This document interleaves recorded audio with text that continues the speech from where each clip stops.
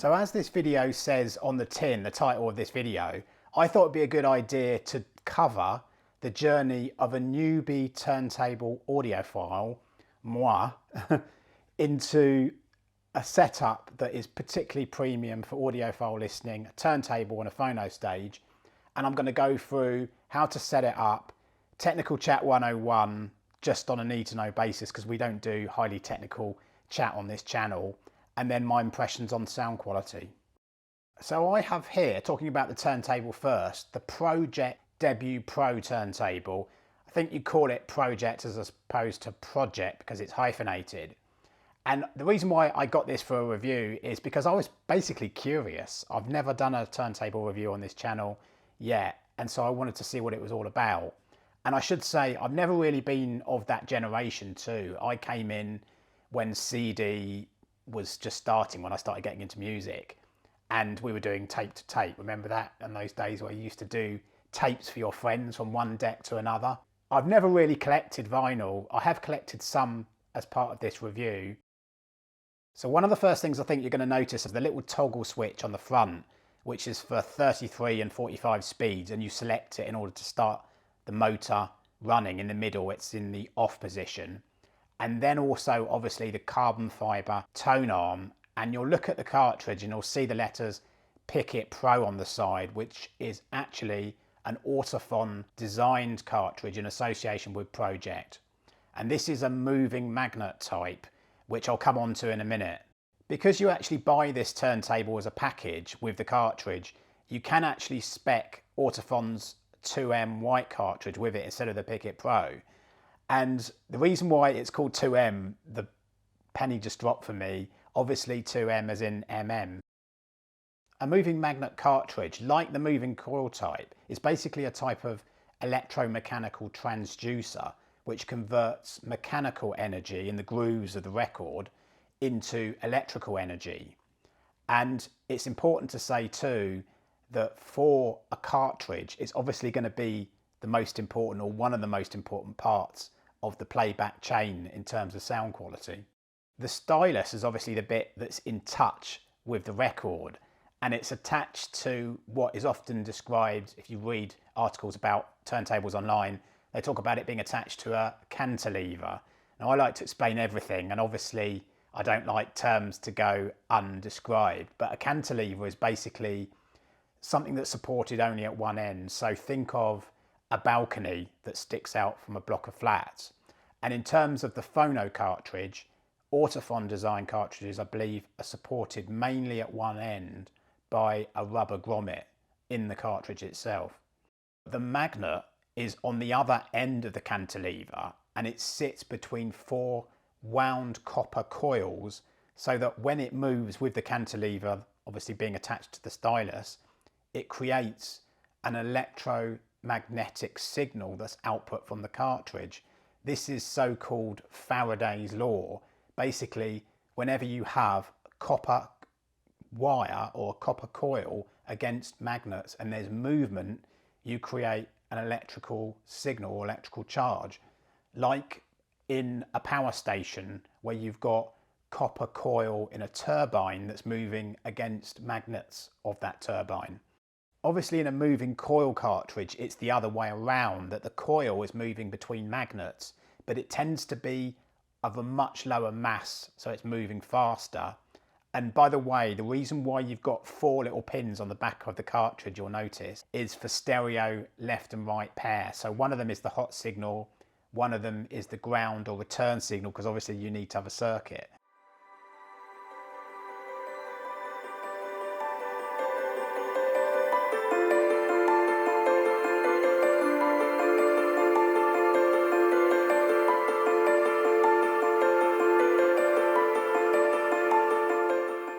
So the first thing to do in obviously setting this up is to make sure it's level and use the adjustable feet on the underside of the bass, because you don't want the forces on the tone arm affecting sideways tracking and friction against the record when the stylus picks up the signal.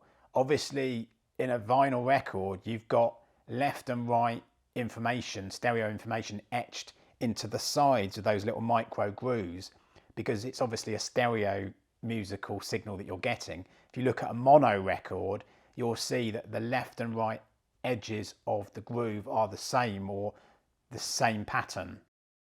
I wouldn't consider myself to be a very good DIYer, and I was looking all over the place to try and find a spirit level through various places I keep all my DIY stuff, and I couldn't find one. So I settled on using a polished cue ball. I'm a massive snooker fan, with anti-friction polish. I just placed it on the top of the turntable and then used the feet to balance.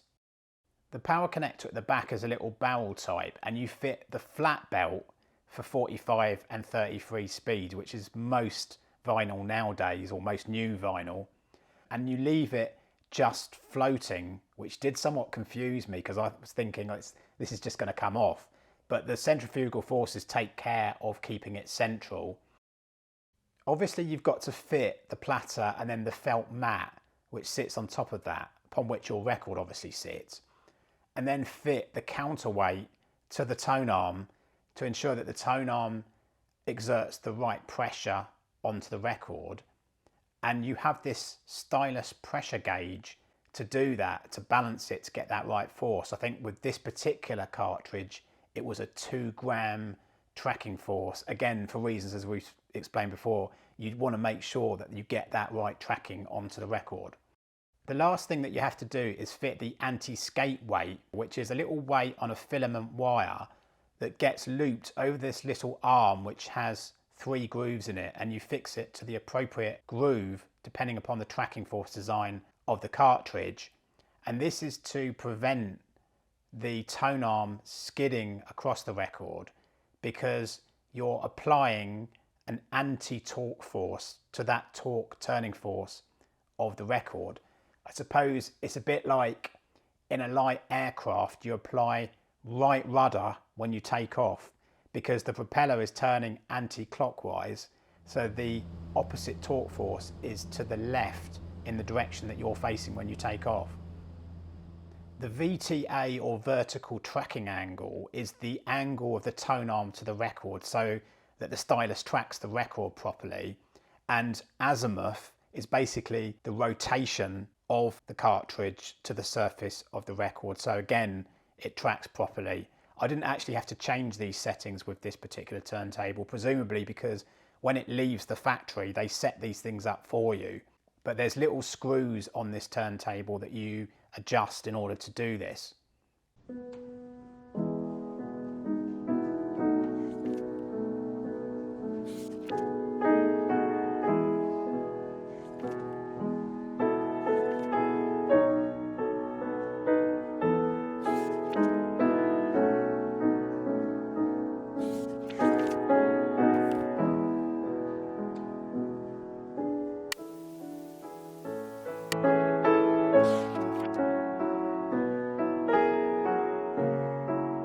So the next part of the chain is the amplification of the signal from the turntable, obviously, and you'll hear the terms phono stage, phono preamplifier, or just turntable preamplifier.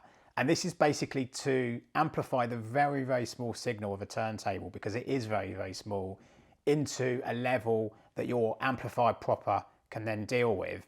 And you can either do that in a separate box, as in this case with the Hegel V10, or sometimes your amplifier, your preamp or your integrated amplifier will have a phono stage with it, either MC or both. As I think we moved from vinyl becoming less popular, we saw a preponderance of separate boxes as phono preamps, and for us audiophiles that's not a bad thing, because you've got all the advantages of power separation, and because you're going to add on different components for different things. RCA connectors on the back of the V10 take the appropriate input from the Pro-Ject, the input.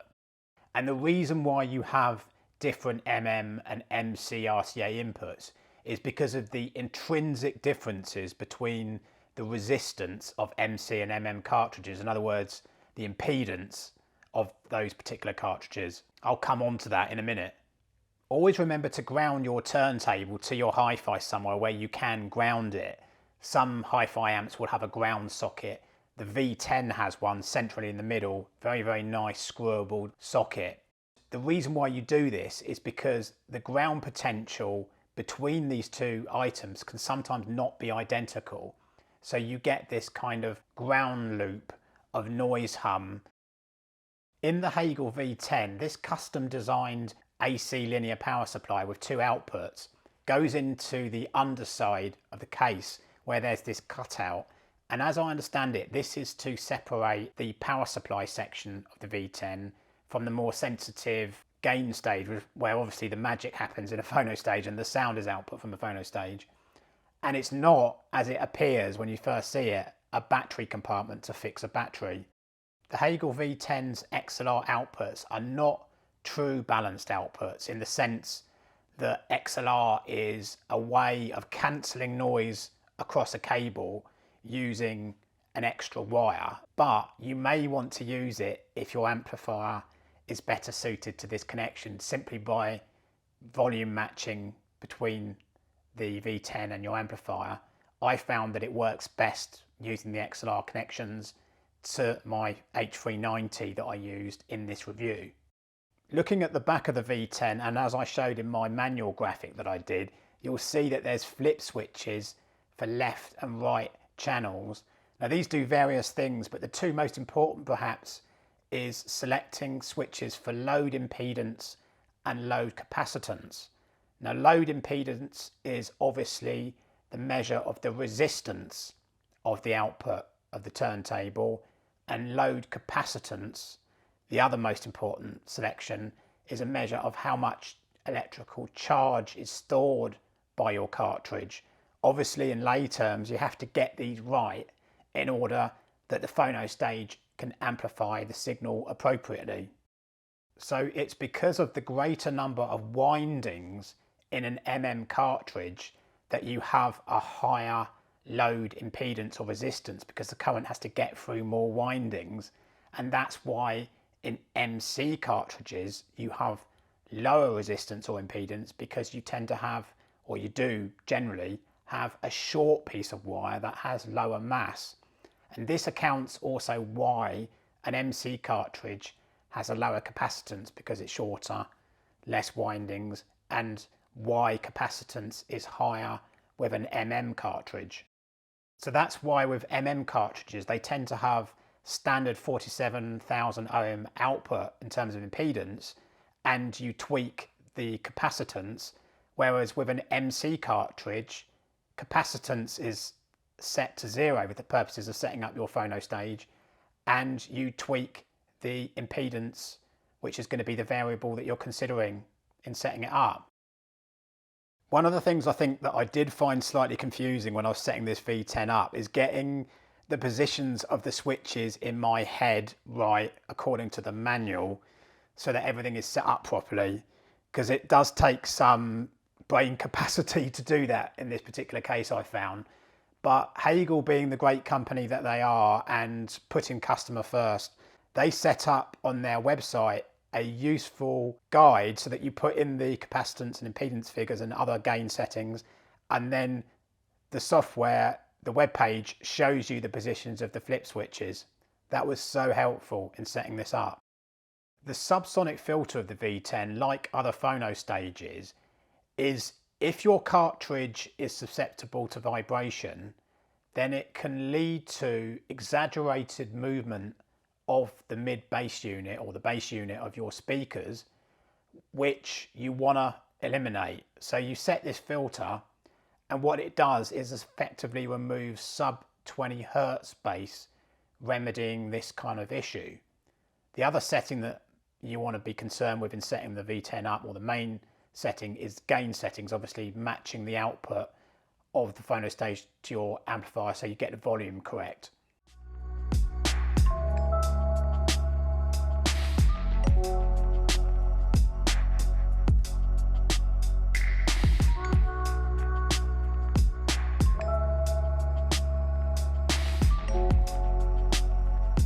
Taking all that information about setup and settings for a phono stage and turntable, what do I actually think about my first experience of vinyl as a total noob to it? Well, I've got to say that I'm genuinely pleasantly surprised for three main reasons. The first is the playback chain nature of vinyl. I really liked the fact that you can put an album on, you can sit down and you have to listen to it all the way through, because it kind of commits you to doing it that way, rather than like, you know, if you've got a Netflix subscription and you're channel hopping from one program to the other all day long, it's so annoying. The second thing is the sumptuous soundstage tone and lovely mid-range that you get out of a system like this. That's not breaking anything new to people that have done vinyl before. It might be to noobs like me, but it's definitely part of it. And the third thing is, if you're a real musicophile and you can only get certain albums on vinyl, why wouldn't you have it as a playback chain? Some people might be satisfied that CD or streaming services has all the music they can get. But if you like to get everything on a format or everything that's out there, why wouldn't you do it if this is a means to achieve that? As part of actually doing this review, I went on a mini vinyl buying spree and I got 4 albums that I've really enjoyed playing. Mike Oldfield's Tubular Bells 2, really big wide soundscapes, orchestral music, suits vinyl. Nick Drake's 5 Leaves Left, that lovely smooth guitar playing style of his, also suiting vinyl.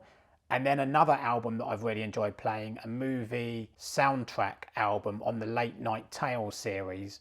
Great because you are committed to listen all the way through, that benefit I mentioned. And I also got Boards of Canada's Music Has the Right to Children. As regards to this review, the turntable and the cartridge in it may not be capable of reviewing the truest sense of the word, because a review has to be comparative in order to say something is good.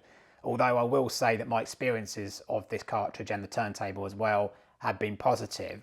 But as regards to the Hegel V10, I do have another phono stage which arrived since I've been doing this video by a company called Manunta, who are an offshoot of M2 Tech, an Italian company. And the Hegel V10 is about double the price, give or take 50 quid, 100 quid here or there, dollars or euros in all probability as well. And it is more mid-centric, it's more refined, the soundstage is bigger. So certainly on those scores, the Hegel substantiates its price. The V10 does actually work really well with the Hegel H390, my own amplifier, as you'd expect with the same brand.